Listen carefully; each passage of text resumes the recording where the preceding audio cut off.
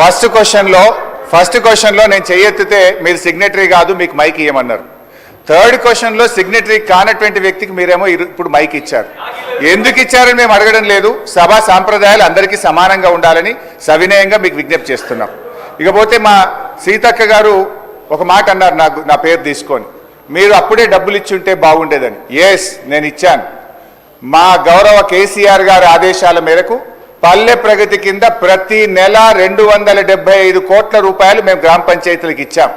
పల్లె ప్రగతి ప్రారంభమైన తర్వాత 3,300 కోట్ల రూపాయలు 3,300 కోట్ల రూపాయలు మేము గ్రామ పంచాయతీలకు ఇచ్చాం.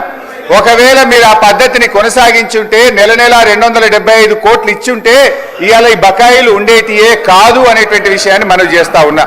ఇవాళ కాంగ్రెస్ పార్టీ ఈ సర్పంచుల పాలిట, పేద కాంట్రాక్టర్లు, ఎంపీటీసీలు, జెడ్పీటీసీల పాలిట ఈ హస్తం గుర్తు భస్మాసుర హస్తమై కూర్చున్నది. ఇవాళ వాళ్ళ ఉసురు పోసుకుంటున్నారు. సో దయచేసి మంత్రి గారిని నేను స్పష్టంగా అడిగా, సంవత్సర కాలంలో మీరు క్లియర్ చేయలేదు. ఒక్క నవంబర్లో బడా కాంట్రాక్టర్లకు 1,200 ఇచ్చారు. అందులో సగం ఇస్తే సర్పంచ్ల బిల్లులు క్లియర్ అవుతుండే. ఎప్పట్లోకి ఇస్తారో స్పష్టంగా చెప్పండి అంటే త్వరలో ఇస్తాం, చూస్తాం, చేస్తామన్నారు.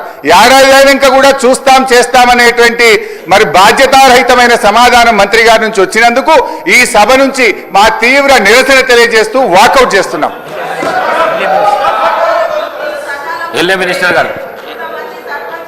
మినిస్టర్ గారు అధ్యక్ష, గౌరవ సీనియర్ శాసనసభ్యులు హరీష్ రావు గారు మాట్లాడుతూ ప్రతి నెల 270 కోట్ల రూపాయలు